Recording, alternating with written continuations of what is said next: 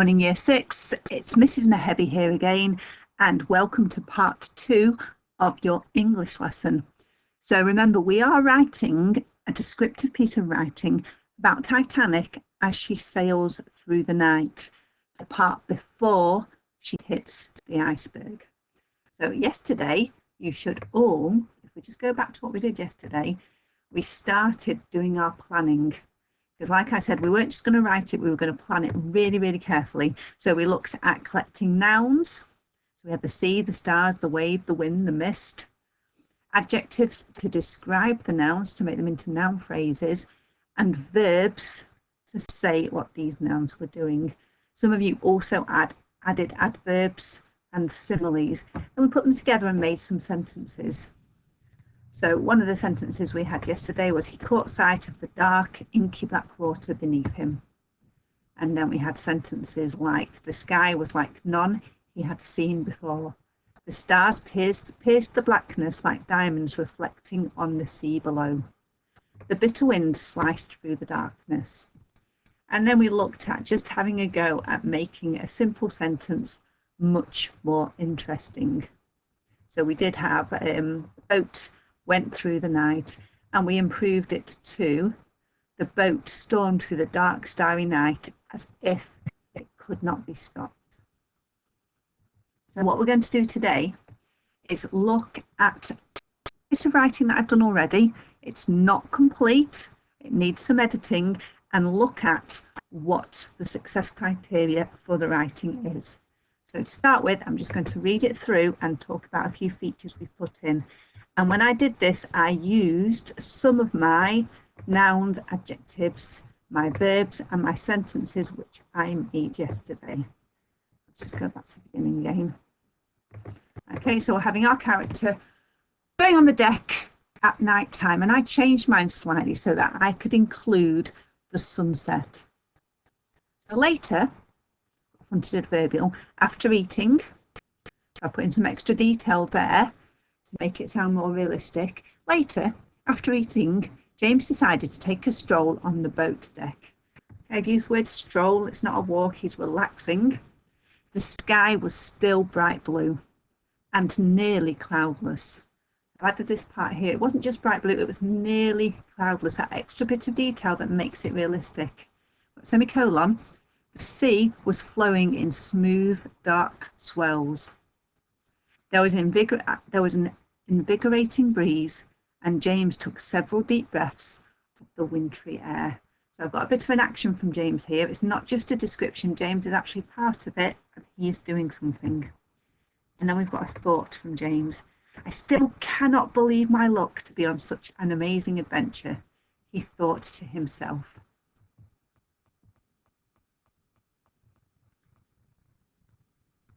Now our next part. Watching the sunset over the ocean was magical. The entire sky turned a fiery orange, which reflected and sparkled across the ocean. So this is why I put the sunset in. Look at the picture, look at all the description we could have from there. Watching the sunset over the ocean was magical. The entire sky turned a fiery orange, which reflected and sparkled across the ocean. James was bathed in a golden haze as the sun disappeared below the horizon. So that's left me some parts where I might just add a little bit to that tomorrow. Before long, it was dark. The temperature was dropping, and James, who did not want to leave the deck just yet, pulled up the collar of his coat to ward off the frosty air. So I've got quite a long sentence there. I've got an embedded relative clause. James, we've got this part in the middle, who did not want to leave the deck just yet. So I'm giving that extra information. It's dark, it's cold now, but James wanted to stay out a bit longer. And an action. He's pulling up the collar of his coat. He's obviously feeling the cold and he wants to ward off the frosty air. Everything seemed peaceful. So now I'm giving the reader this sense of everything is calm, but we know it's not going to stay calm. Everything seemed peaceful. Not everything was, it seemed it. That gives us that hint there using seemed that it might not be. Titanic continued to storm effortlessly ahead. The sky was not just dark, it was black. Semicolon, it was like none he had seen before. We've got past perfect here. This sky is really, really dark. He'd never seen the sky so black. He gazed in awe. Okay, so I've got a character doing something. It shows me how he's feeling. The blackness was pierced with stars. So this part here I've used passive for. The blackness was pierced with stars. And even though I'm describing a nice part, I've used the word pierced because that's what's going to happen to Titanic. She's going to be pierced from the iceberg. So I'm putting in the reader's mind, very, very gently, some words that might hint at the danger ahead. The blackness was pierced with stars, like diamonds reflecting on the sea below. I've never seen stars shine brighter, he thought. They sparkle like tiny jewels. I've got a split thought here. I put he thought in the middle. I think I might need to put a character reaction in there tomorrow, maybe with a smile on his face. James caught the sight of the dark, inky black water beneath him and shuddered. So I've got another bit there that says, oh, it's not quite right. The inky black water sounds a bit dangerous. And he shuddered. His reaction shows me he's not feeling as calm anymore. The surface of the sea looked calm, almost like glass, and I've turned it back around now. Above the surface, a strange mist, barely noticeable. So I've dropped in this little bit here about the mist, this extra detail. It's barely noticeable, had started to stretch and grow, giving the whole scene an almost eerie feeling.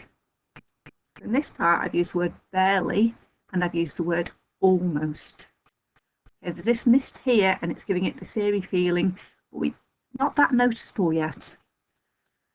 The entire ocean had been covered by this enchanting mist. So again, passive, the entire ocean had been covered by this enchanting mist. It was cold now. Short sentence. It was cold now at the start of the paragraph. The icy wind began to slice through the night sky. So I've got an icy wind now. And it's slicing. What sort of thing slice? A knife would slice. It's a fierce wind through the night sky. James retreated back inside to the warmth of Titanic. He smiled to himself. It's a night that makes me feel glad to be alive. And I've used that part, feeling glad to be alive, because quite soon in this story, people are not going to be alive. So if we look at success criteria, okay, I've got the structure. Have I described the sun, the sea, the wind, and the character? And then I've got some general features that I've picked out from there. So we've got powerful vocabulary, precise choice of language to create atmosphere. That's what we worked on yesterday. Fronted adverbials, time, place, and manner. Got a few of time. I'm not so sure I've got some of the others. Relative embedded clause for extra information. Thought of the character to advance the action. Passive voice, showing a hint of danger. Show, not tell, character, action, or emotion. A range of punctuation. I've got a semicolon, I've not got brackets in.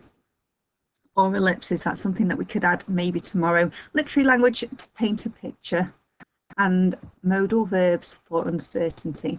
I've changed it slightly. Have I described the sun? Yes, and I've got the sunset. The sea, yes.